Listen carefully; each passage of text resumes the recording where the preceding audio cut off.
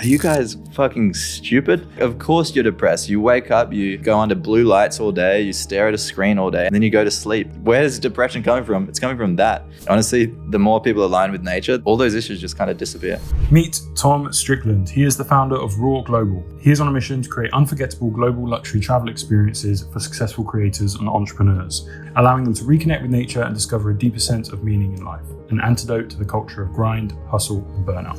We forget in the West that we're not separate from nature. Honestly, the reset you get when you don't pick up a mobile phone, it's so obvious that that's how humans are meant to live. I can't describe the inner peace you feel. What is it you find that these guys are kind of like craving? What is it entrepreneurship hasn't satisfied? Yeah, I do think it's my fundamental belief that... Yeah, mate, you fascinate me because like you've had quite an eclectic sort of background and I was doing a little bit of diving into you. And yeah, I wanted to ask, speaking of diving, I know you had a background in kind of like doing a lot of diving. Scuba diving. Yeah. Yeah, I just sort of wanted to hear from you, like what was the transition from doing something quite, like that, being a scuba diver? I was a lifeguard at one point as well. It's a very interesting lifestyle. Yeah. From like kind of doing that sort of thing to kind of moving into the business now, working with entrepreneurs. What was the kind of story there? Yeah, so you're right. When I first came to Bali, I think 6-7 years ago, I came to do my dive master. But I wouldn't say that was ever going to be my career choice or anything like that. I was always a filmmaker. That was my passion and everything like that. The reason I wanted to come to Bali to do my dive masters is because I missed a filming opportunity. It was for BBC, and it was like, we're going to travel to like the Great Barrier Reef and film for like a month. And I was super excited for it, but they were like, look, you can't come, even though it was unpaid. They're like, you can't come because you don't have your dive master. So I vowed, I was like, all right, I need to get my dive master. It's essential. And I've always, my family's always had a passion for the ocean and stuff like that. So I was like, all right, fine. I'll head to Bali. I bought a one-way ticket at the time and started my dive master. And that's where I met my girlfriend. Like we said, she's an influencer. Started traveling the world with her. And then 3 years later, we wrapped that up during COVID. And then 5 years later, I found myself back in Bali, meeting you. Yeah. What was it like traveling with an influencer? What's that? I think you can relate. I think you have a similar story. But yeah, it was interesting. I was always the photographer, creative filmmaker. She was the Instagram model. Would basically for 2 years straight, we traveled nonstop, staying in like the highest end hotels, resorts, and basically living the high life. But on the backside of it, it was actually kind of miserable. Like it was working without pay. Yeah, you get to stay in like $1,000 a night place, but then sometimes they put you to work, and a lot of the time you're not getting paid. So I ended up taking a step back from that and deciding to go another route, and ended up traveling on the cheap, going backpackers, like all that kind of stuff. And I actually much preferred that style of travel. What did you do backpacking? I did the whole Southeast Asia when I was like 19, the land in Bangkok, clueless. Spend loads of money the first night, and then we did a bit of like Vietnam and all that sort of stuff. Yeah. Where have you been? How many like countries have you been to? Well, around Asia? Yeah, most just like in your around Asia now. In your 30 years. Yeah. I was quite fortunate. I started quite young. Like my parents always was raised overseas, and always raised? In Papua New Guinea. Oh wow! Yeah, it was super interesting upbringing. Like we were the only white family there, only white kids in school, and we just lived on a small island. My mum was the only doctor on the island, and I was raised there. We had like in our backyard, we'd have all the kids over to our school, to our backyard every day, and there was like downed World War II planes and bunkers and caves and tanks in the ocean. And it was just like our playground as a kid. So that was my life from like 5 to 10. Yeah. And then went back to Australia to get assimilated back to like Western culture, which was interesting. But I always felt like I had that background. I've always felt more comfortable living in uncomfortable environments, which is then when I took off and started traveling by myself. It just felt right, you know? Yeah, mate, I know there's a lot of cliches of, you went to go and find yourself. And I think there's a lot to be said for just throwing yourself into an unknown situation and figuring stuff out, where you're going to go, meeting people. There's a lot you get from it. So what did you do? You did a bit of like the more hitchhikery backpacking, or? Yeah. So, I mean, I remember even when I was 15, my parents took us on a crazy backpacking trip through Vietnam where we were a family. So I was like 14, my brother was 15, my sister like 17. And we went and we were staying in backpackers and we were like crossing borders on like local buses. And my parents always liked to go for the road less traveled, let's say. Yeah. And I remember, so even at 15, I was quite comfortable in those environments. And then I went on my first solo trip when I was 18 to Peru. It was part of a university trip, but then I organized to stay after the trip and just do a month solo by myself. And that was still to this day, like I see that as like a pivotal moment in my life. Like one of the peak moments of my life was like taking off the plane, being totally alone, just having to fend for myself and going to land in Bolivia. No idea what was ahead of me. It was actually on my birthday. I landed in Bolivia. I think I turned 19. Nice. And just took off for a month and solo backpacked. And I think you've done that. You can relate to how much growth you get out of something like that. So, mate, it makes sense then, like kind of where we are now, right? Yeah. You have the traveling bug. So with Raw, like, why is this? Yeah. What's the mission? Why do you want to share this? I know you're in Komodo recently, you've been to Greece, but you're all over the place. Why is this something you want to share with entrepreneurs? And what is it you give to them through this? Yeah, 100%. So having just heard everything I've kind of said, it kind of ties into the fact that I believe fundamentally that life is about experiences. It's not about what you can take with you. It's not about, how many possessions and cars you can buy and stuff like that. I think the only thing that really sticks with you when it's all said and done is your memories, and the memories that you have, those are uniquely yours, and everything else, is just going to go when you go. It's not really yours. And ultimately, I don't think any of those things really buy happiness. They might give you perceived status and they might give you short thrills, but I think in my experience, I've only found real joy from living out peak life experiences and being around really good people. So that's the mission of what we've created with Raw in the last, it's been 2.5 years. I started with my best friend. Basically, the concept is every month we pick a new destination. We bring 16 creators, models, influencers, and entrepreneurs as well. And we go and plan a crazy itinerary. We fly everyone out and we just basically live out what was my childhood fantasies for like a crazy week. And then, we started doing that 2 years ago, started posting the content online, and then just got traction from there, and more people started applying. And awesome, that's where we are now. We've run, I think 12 trips all over the world, and it just keeps getting crazier and crazier. The content's beautiful, man. I love watching those videos that thank you, put bro. out. What is it you notice then with like the entrepreneurs, particularly who come in? Maybe, I mean, I often say this, that there's this whole kind of meme of escape the matrix, and then you jump into entrepreneurship and you realize you're actually deeper in just a different matrix, and you often create your own job. You leave a 9 to 5 and create like an 8 to 8. Yeah, exactly. So what is it you find that these guys are kind of like craving, and what is it that maybe like entrepreneurship hasn't satisfied? And I'm curious there.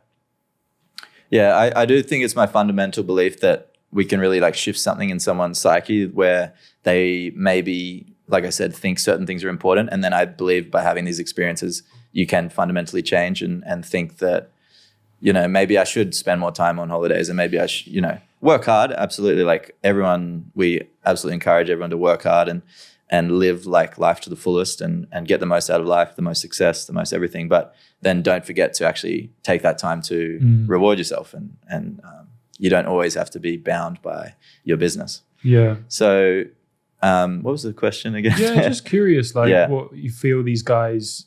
Yeah, so I think I think coming out of it, I do think there has been guys that have come on and had like a fundamental change. Yeah. A lot of the guys that we bring, I mean, it's such a specific archetype of guy. It's got to be someone like under 35, doing really, really well in business, and actually having the freedom, someone that has the freedom to be able to travel. Yeah. A lot of the guys that come on are also use the content from the trips to fuel their business as well, because maybe they're selling an online course and their personal branding is very important to them. So we would obviously all the content we get ties in pretty well to what their personal goals. It's a nice business expense that, for lifestyle content. Write that one off. Yeah, mate. It's the thing. If you're an influencer, you can pretty much write anything off. Like, I know a few people who do that.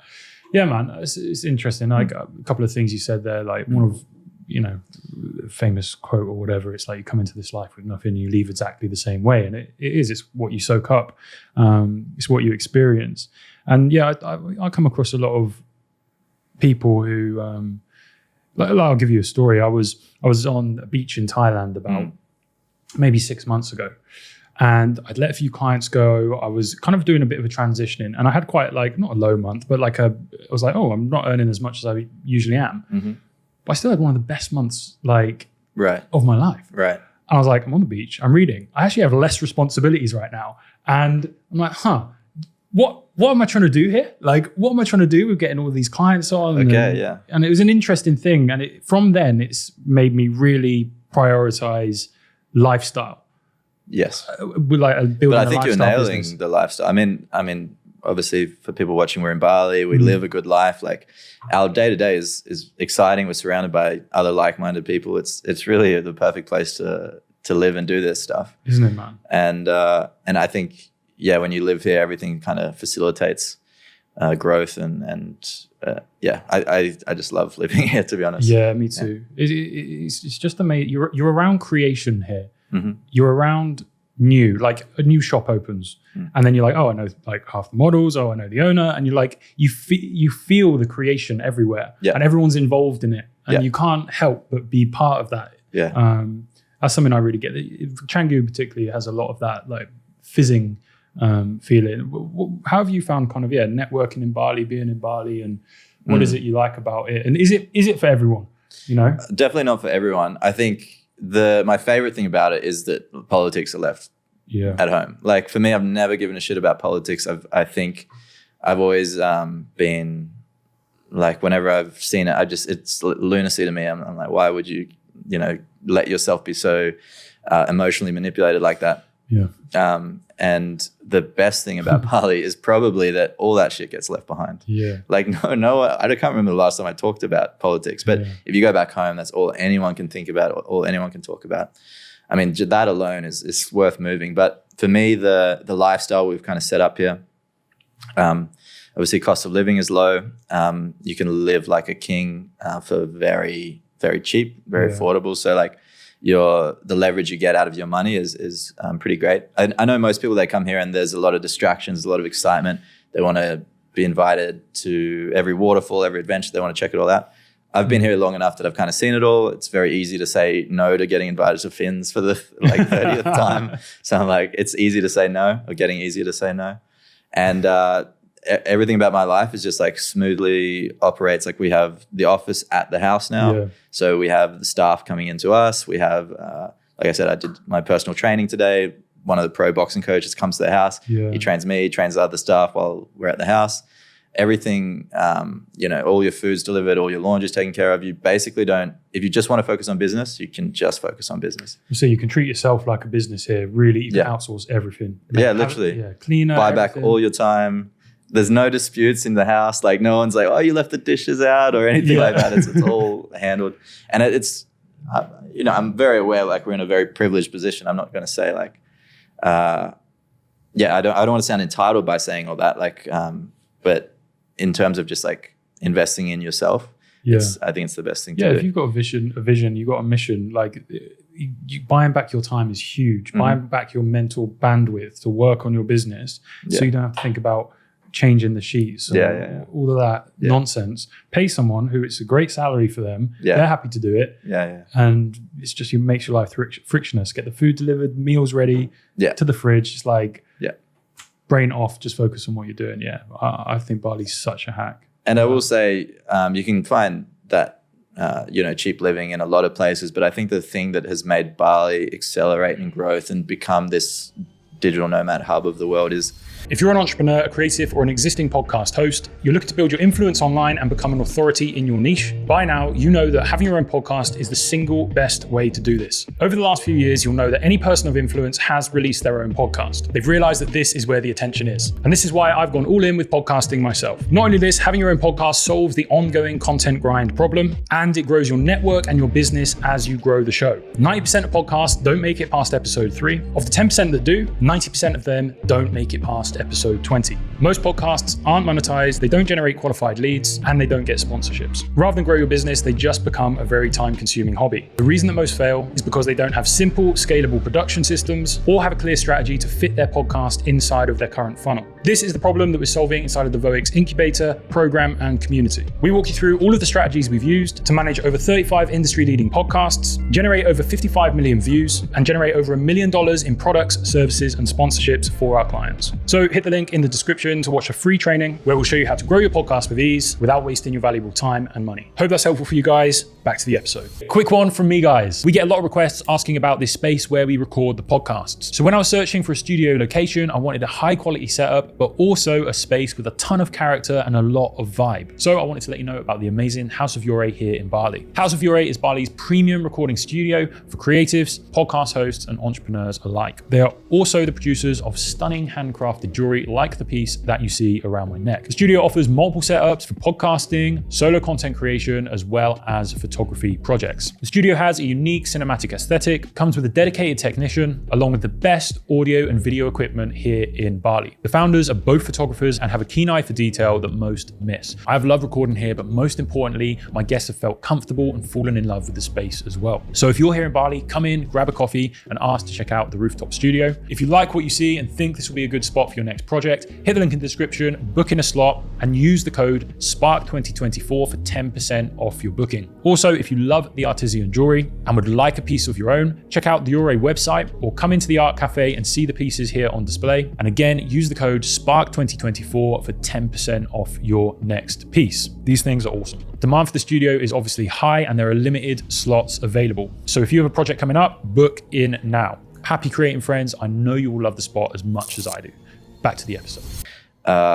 It all comes down to why did this pop up in Bali rather than the other islands in Indonesia or Philippines or Thailand? And I think it just all comes down to the Balinese people being I have traveled a lot. I've been to I think 48 countries or something like that. And Bali people are the kindest, most pure-hearted I've met out of any country I've been. And I think all of that just creates this happy energy. Yeah. And I know we live in this little Western bubble in Canggu where everyone is a Westerner, but the contagiousness of just that happy energy that comes from the Balinese people is what makes this place so special. Mate, it's so welcoming. I mean, our cleaner is my mum. She'll give me a hug. She's like, oh, how are you? Always asking how I am. And if I'm ill, she's bought me a little thing and it makes me feel better. And you can't put a price on feeling that welcome. And I know certainly in the UK that even in my own country that's not, anytime the case. Anytime you interact with someone, a Balinese person, your day is brighter. There's just I love it, man. Mate, it's such a special place. And how have you found networking here? How have you found building a network? It's great. I mean, we couldn't have launched this raw business anywhere else because it is it's becoming the digital nomad hub of the world. And it's great. More and more people are coming. It's getting more developed. So there's more infrastructure for more and more high net worth people to come through. Yeah. Which is not necessarily great for Bali standpoint, but it is good for networking opportunities, I would say. But I would say, like I said, everyone's like-minded. It's very easy to make friends here. Yeah. And I'm stoked with the social circle that we've created. And I think it's a big thing. If you can say no to things like you're doing, if you can say no to going out to Fins, if you can say no to a lot of that stuff, you can actually curate your time. I think the people who struggle are the ones who just, like you said, they're overwhelmed with the amount of social opportunities. Yeah. And they're not selective with it, and then suddenly spending no time on their business, not made any money, and have to leave. It's a common critique. Bali's amazing, but you can't get work done there. Everyone says that. Yeah, well, I say so I had Will Brown, who's excellent, amazing character, and I had a great conversation with him. So he was coming to Bali for just a couple of weeks, bit of a break from Dubai. He loves Dubai, got his place in Dubai. Yeah. He's still here. We're 8 weeks later. I keep seeing him. I'm like, you're still here? I think there's going to be a few people coming over from Dubai, and I think it's going to become a bit of a a hub like that as well. I hope so as well, because I don't want to go to Dubai, I'll be honest. No, I mean, they call it the Bali vortex for a reason. It sucks you in and it doesn't let you out. And yeah, you can use it or you can get used by it. But it's a fun time either way. So what should people do here? How was Komodo? Komodo, the last trip? Because you love it there, right? Yeah. Komodo never misses. It's heaven on earth. Like you live on a sailing boat, which is the best because you just like wake up every morning, you're at a different island, and then the crew have like activities planned for you. And beautiful. As a scuba diver, it's probably the best scuba diving in the world I've seen. And I've dove a lot of places, and for me, it's still the best. You swim with manta rays and all that kind of stuff. I will say that it's this last trip. So I used to live in Komodo. I lived there for 5 months and then doing the diving. During my dive master before I was. We can get into that story, but let's get into it. Why were you Komodo? Oh fuck! Actually, that's one I cannot touch on. Okay, I swore this to the Indonesian government. I wouldn't tell anyone about it. Okay, I was basically in the end of the deportation. They said, "We really like you. You've been very respectful. So this isn't an official deportation, but you're not allowed to tell anyone about this, and you have to leave the country." Okay. So nice. That's all I have to say about that. That's all we have to say. Yep. And basically, where were we? Yeah, Komodo. Yeah, I will say this most recent trip there was noticeably busier. Like people are caught on, and every time we pulled up to one of the beautiful islands in a boat, you'd be surrounded by like 10 other boats. So it's nice, but it's also getting crowded. For me, Raja Ampat is like the even more remote. That's all the way over next to Papua. It's the same kind of vibe. You live on a boat, you sail the beautiful islands, beautiful underwater marine life, but just maybe 10% of the boats or 5% as many people. Yeah, it's good to know these spots. And I think, I mean, you look at Thailand now, getting so busy, but the government was prepared for it. You know, they saw what was happening kind of in the West and in Western culture. And they've made it so easy for people to come over now. You get in, you can get a 5-year visa very, very easily, nomad visa. You start paying tax. They're going to make a lot of money out of it. Yeah. And you can see why. Like they spotted what's happening in the West. They see how much everyone dislikes what's going on. Yeah. And they've been like, hey, come here. Capitalize. Yeah. Mate, but Thailand is absolutely, and Bali, of course, but Thailand has absolutely popped off recently, but it's got the infrastructure for it as well. Yeah, so Thailand is a place I would be interested to spend more time. You've spent a lot more time there than, is it 50-50 Bali and Thailand? Yeah, it was. I've now settling down in Bali. In Bali, but last 3 years it's been 50-50 or more Thailand. In your opinion, what is better about Thailand? What do you like more? Which place would you recommend going if you were to you got to set up there? Koh Phangan is my favorite spot. Yeah. I love it because you get that island feel where you're just lost on a desert, a remote tropical island. But also, if your laptop breaks, there's somewhere you can take it. It's built up enough that you can get that stuff. And there's a hospital there, and so there's all that sort of stuff. But the roads are just empty. That's my favorite bit. It's just the roads are wide, they're big, empty, and for me, that's part of the joy of being somewhere. I grew up in Cyprus, and it's quite a big island. There's not many people. I think it's like 3 million people there, so it's super spread out. And just driving, watching a sunset, it for me is sometimes as good as it gets. That's what more do you want? It's so I love Koh Phangan. Koh Tao is also really nice. Bangkok, I think, is an awesome city as well. Super luxury, super modern. It's an awesome city. The condos you can get there for like under $1,000 a month. You're living in some of the best condos in the world. Right. Where have you been? Or you've mostly, I think Phuket. I went when I was really young, and then just at the start of COVID. So my parents actually live on a sailing boat. Yeah. So they still do now. Yeah. So they're back in Australia. They're taking the boat back to Australia. But 4 years ago, we did their first international crossing into Indonesian waters. So my first time back into Indonesia since I took the sailing boat in, and we ended up in the eastern islands, a place called K Islands. Okay. And mate, that place is the most beautiful part of Indonesia I've seen. I looked into it recently because I was like, maybe we can do a trip there, but still you got to catch like 3 flights to get there. It's not really viable. It's over $1,000 just to fly there. Yeah. But once you get there, they have the widest, purest sand. Like they tested it. It's the widest, purest sand in the earth. It's a 7-mile beach that just goes on forever. And then they have these beautiful like freshwater caves. They have sand caves, beautiful islands, the culture. They're so welcoming. So when we rocked up on the sailing boat, they literally had, and I used to document all this on a YouTube series I put out. But when we rocked up on the sailing boat, they had the whole town come and greet us and do dances and like all this kind of stuff. And it was amazing. But then as we went through all these remote islands, each island would do that. So like after the 15th island of like, oh, they're coming to dance, do a dance show again.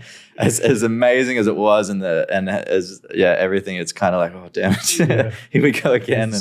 And we did that for 4 months sailing with my parents and my ex through all those Eastern islands. And that was incredible. Bro, your brother does like, he does YouTube as well, right? Yeah. He does like, so I was going to ask you about this because I used to always watch my favorite program. I never would watch TV, but my favorite program was Bear Grylls, The Island. Do you remember that? Yeah, He used to throw people on an island, kind of like not Survivor. It was just like, hey, survive. Yeah, and then like drink your piss and just kill a crocodile and whatever, and you're going to be famished and entrepreneurs. Yes, I think they need something like that, bro. They bloody do, and I think I'm warming them up, being like, look, like boats and models and all this stuff. But then one day I'm gonna get them on. We used to do this camping trip growing up. It's such a, I don't know, like a core part of my identity. It was going to this one island off the east coast of Australia. It's so hard to get to. You go 6 hours north from where we live to Gladstone, then you go 6 hours. You've got to charter a ferry to drop you there. And we used to go as kids all the time, but then when we became adults, we started going with our friend group. And basically what it is you charter the ferry, they drop you off, you're out of reception.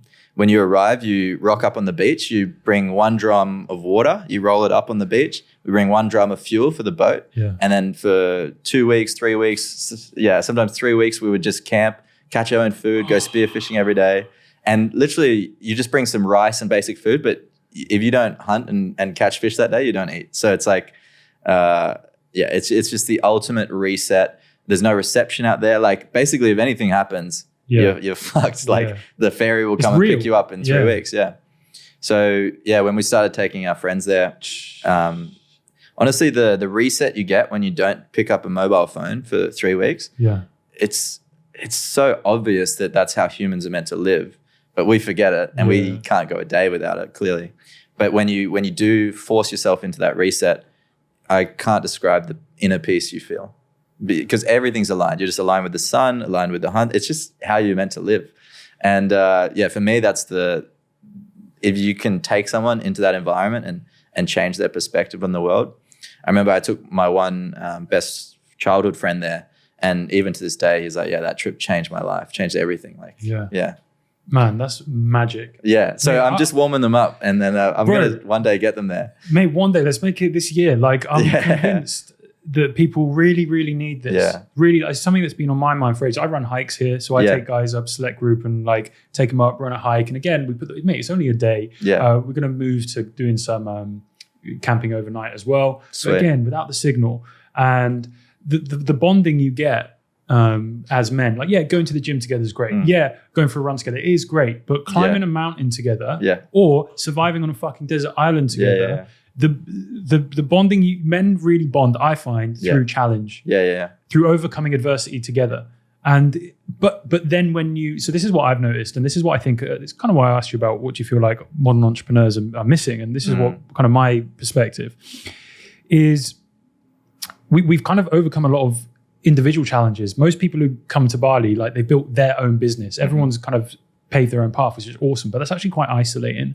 Yeah. And I think having something to offer for entrepreneurs where they can overcome adversity together, yes, doing that, it brings you closer. But what I always notice on the way down from these mountains, man, is that guys' hearts just open. So there's a great saying, like, girls are really good at speaking to each other eye to eye, opening up, being vulnerable.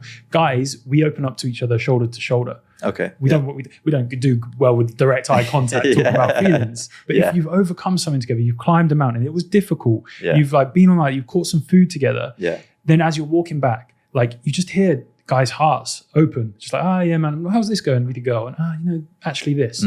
And you only, from my experience, you only unlock that after you've kind of overcome the adversity together. Right. I really feel it's missing in the entrepreneur online space. I think that not just the adventure of it, but I think that core brotherhood bonding is so necessary, man. And I'll sign up. 100%. Like, make those happen, because I think that'd be just. I mean, we're already kind of working on it. We sell these glamorous trips and very high end everything, but at the end of the day, everyone's favorites moments. Like we did a trip last year to Philippines. We rented a private island resort, so we had the private island resort the whole time. But it's Philippines, so it's also like bare bones. And as soon as we left the resort, we were taking like tiny little fishing boats, and there was waves coming, and everyone. At the end of the trip, everyone said, that I was terrified, thinking, oh my God, because like a suite of like models as well. And one girl had like fucking, I don't even know the brand, but like big leather Prada boots and like all this kind of stuff. And then getting drenched, were they? Yeah, getting absolutely drenched with their little like fashion bags. And people are so far out of their comfort zones. But what really was special to me at the end of the trip, when everyone was like, we always do like, what's your golden moment? What was your favorite part of the trip? Everyone was like, the fucking fishing boat ride where we almost died. Like adversity is like, I think something that I really, really hate is people often confuse comfort with happiness. Like, and I think it's the complete opposite. Like, I think adversity is what brings joy and happiness, and overcoming adversity. Rather than, I think people want to live a comfortable life, and they think that then they'll be happy, but actually then you'll be really miserable because you've got nothing to overcome. Well, how did you come to that realization? Well, for me, it's pretty clear, but I mean, all of, I think that's what joy is. It's not like how comfortable you can, and like I said earlier, like all the things you can own and how comfortable your life can be and how nice your villa is. I think it's the only joy that comes from those things is the adversity you had to overcome to earn those things. That gives you joy for sure. But the things themselves don't give you joy. No. To travel well is better than to arrive. Yeah. Exactly. Yeah.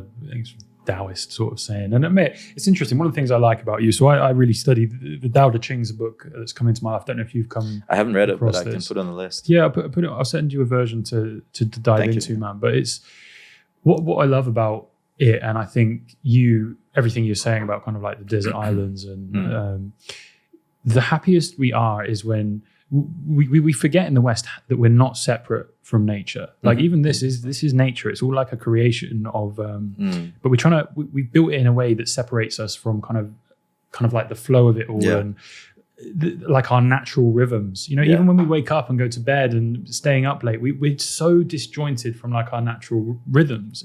And it's why I love this book. It's ancient wisdom, man. But the whole teachings of it are how to get back to just being aligned with those rhythms.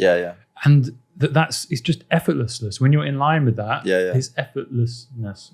Yes, when you're in line with that, just everything falls into place because you're in harmony. Like the sun's going to come up anyway. You don't have to do anything to make it come up. You can get that, whatever that is, Tao, they call it. You can do that in your own life as well. But we get in the way of it so much. And so I guess my question there is like from like you said, these moments and memories you've had of being on these amazing isolated places, and you said, hey man, I can't even describe the inner peace. Could you try? What do you mean? Like, to piggyback off what you said is like, we need to be aligned with nature, but I think it goes deeper than that. We are nature. We come from nature and we like to disassociate from it, but we are nature. And for me, like all these modern intellectuals who are like, maybe they're psychologists and they're trying to pharmaceuticals and they're trying to like, let's solve this issue of, depression. And maybe this is controversial, but like, I just feel like grabbing people and just shaking them and being like, are you guys fucking stupid? Like, of course you're depressed. You wake up, you go under blue lights all day, you stare at a screen all day, and then you go to sleep. Like, where's depression coming from? It's coming from that. And I think, honestly, I'm no expert and people can say that I'm wrong and stuff like that. But honestly, the more people align with nature, all those issues just kind of disappear. Yeah. Align with all those psychological issues. It's amazing what going for a walk in the trees can do for you if you're having a bad day. Right? Yeah. It's those simple things. It's the answer I always find when you have these big questions, it's always the most obvious answer. It's never like some technical thing. It's let go of that, align more with this. Let go of that. It's never some complex little thing we need. Yeah. It's like you said, most people try not waking up in the dark, consuming sugary stimulants and staring at a screen for 12 hours and then going to bed. Yeah. It's a low bar. It's not good, man. We're just so far from reality of where we came from, our biology, and 100%. What do you think this is all about? Life. No wrong answers because there is no one fucking knows. For you, what gives you forward momentum? Why bother? Why have these experiences? Like on a bigger picture, like why are we here? I'm not necessarily spiritual. I don't believe in like God and all the traditional religions, but I do think there's something way beyond our comprehension going on. But on a smaller level to that, like what should we aim for in life? What should we pursue? Like what is our purpose in life? I don't know what the purpose of life is, but I can say what one's purpose maybe should be if you want to live a good, fulfilled life. And I think it's exactly what I said, like focus on experiences, focus on surrounding yourself with good people. And at the end of the day, like you're going to look back on your life and you're going to remember the times that, that you were around good people doing incredible things, and probably in some way to do with nature, like some beautiful island, some beautiful water. Like that's all the stuff you're going to remember. With Raw, we often say like we're trying to create peak life experiences, and most of the time that comes from being in nature in a beautiful place. Maybe everyone always says like, oh my God, we're under the stars and we could see more stars than I've seen in my life. I mean, all of that ties back to being in nature and being outside of the ordinary routine that we find ourselves in. Yeah. Right, that's beautiful. Yeah, I love that, man.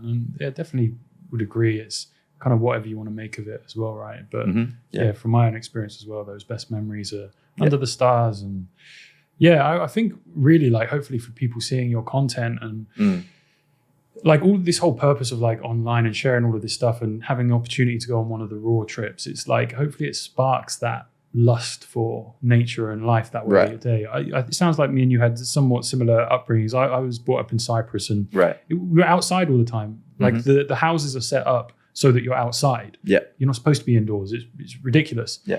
So, we'd be down at the beach, stargazing. And, I looking back, I had some great moments as a adolescent, girls on the beach, all this sort of stuff. It's actually was a beautiful childhood. I was very lucky. But that lust for just that, whatever that is, that kind of awe, just looking up at the stars and being like, what the fuck? Like, just complete awe. Being on a mountain when you're skiing and just feeling so little. I think, those are the moments where... And being around good people as well. I think that's fundamental. Having the right people to share it with. For sure. Yeah, I mean, I wanted to, just before we like wrap up, and you've built obviously a good sort of like social media following as well, along with your network, and branding's so important. I wanted to maybe, a lot of the people who listen as well, I'll be building online. I wanted to know if you could share any sort of insights on how you've done it your way, what you think good branding is. I mean, with Raw, you've absolutely nailed the branding. The content's awesome. You've got a tattoo as well, haven't you? We've got, I mean, there's 15 of these out in the world now. Is it? I think that's probably I think we're onto something good with the Raw brand. I think it hits something inside people with the content, and that's just because we're not focusing on just getting content. Sometimes people see the footage and be like, oh, is this staged or whatever? But genuinely, we just curate. Our goal is just to curate the best vibe. We interview everyone first, make sure everyone's going to bring the best vibes, and then on the trip, our goal is just to curate the best vibe, bring everyone's vibes high, and then the cameras just roll, and that's what ends up online, and that's why people feel. I think it feels authentic because it feels like the emotion's real. It's not like, oh, can you can you smile again, like for the shot? So I think that's a big part of it. And then in terms of, the brand, I think it's strong. I think we have like 15 raw tattoos out in the wild now, which is good. And yeah, it's just the beginning, and we're pretty excited for where we go after. Yeah. So a question around that. So I've worked with a lot of brands. I've helped people build personal brands as well. And I always say you understand this intuitively, I think, because of you said your filmmaker background and the people you surround yourself with. Like branding for me is like, how efficiently can you communicate a certain feeling? Yeah. And again, I think for me, like music is the best form of like what I call like lead nurture, because you're actually transferring like direct life experience into someone's ears. Yeah. So before this, I was searching on Spotify, Tom Spark podcast, and little did I know you are an artist and you have a creative background, probably similar to myself. Yeah. And that's interesting that you brought that up at the start, because I think we could probably have a lot of similarity there as well, transitioning out of the creative, not making any money, and living that creative grind of perfectionism and not being happy with the work that we're putting out. Yeah. And then I don't know if the same was for you, but actually for me, leaving all that behind or transcending that into an entrepreneurial business pursuit. Yeah. How was that for you? Because mate, everything you said there, like with releasing music, I've still got such a backlog that I could put out as well. Yeah, me too. Yeah. I removed myself from that scene, but for me, it was like the perfectionism of it. It was like it was never right, and it had to be so disciplined of like, that is done. It's not perfect. It's done. That's shipped now. And I never overcame that, to be honest. Yeah. And maybe I ran away from it, but I think there's probably a smarter way to do things. And now I've kind of in a roundabout way come back to creation by curating these trips, bringing in honestly the best creators in the world are applying for our trips. And then I take more of a director's role. But for me, it was also about zooming out of my life. And a big part of it was seeing how much time I spent video editing. Yeah. Maybe 40% of my life was in Premiere Pro editing. And when I take a zoomed out perspective of that, maybe not 40, maybe 30%, but when I zoom out on my life and the timeline of my life, I didn't want to be on that laptop screen for that portion of time. Yeah. And mate, Premiere Pro, what the hell? That program, bro, that's its own kind of hell. Yeah. And I lived in that hell. But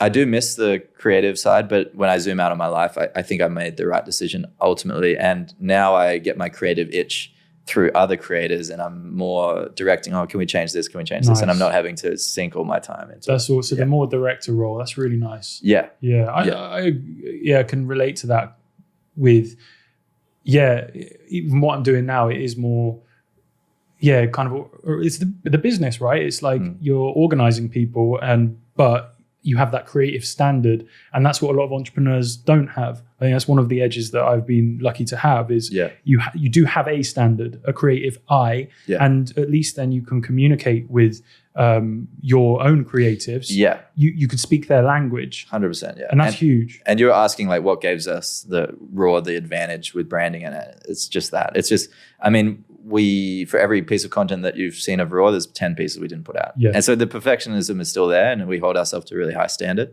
Yeah. But our output is bigger just because we've created something bigger than ourselves. I think what's interesting there to kind of pick it apart, analyze it a little bit, see if you agree with this. At the moment now, you're kind of, yes, you've got the standard for the content, but you're no longer personally attached to it because it's like your brand. Yeah, it's easier to say that Tom Strickland made this piece of work and it was his best piece. You attach your ego to it. Now that it's the brand, it's like, does this piece of content serve the brand? Yeah. And it's, you can detach your ego. Detach from it. Because that's what I made. That's the thing that I had with the music. It was like all of my self-worth was put into that thing I released. And if it didn't, I didn't get the validation that I thought it deserved when I put my deepest, darkest and all of it in. Yeah. And then you didn't do as well as the last release. You're like, I am worthless. And then trying to pull yourself out of that to do it again. Yeah. And you know how much goes into these projects, man. I would like 50 hours plus on a track. Yeah. It's the love that goes in. So I wonder there if it's, kind of this detachment is something that, I remember, I mean, I haven't posted on YouTube in 3 years, but I think the last vlog I did was over 100 hours.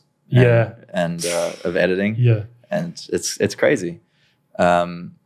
Yeah. What do you want for the future? What do you want for? What's your sort of like? I see my whole life as sprints, and sprints that have served me well.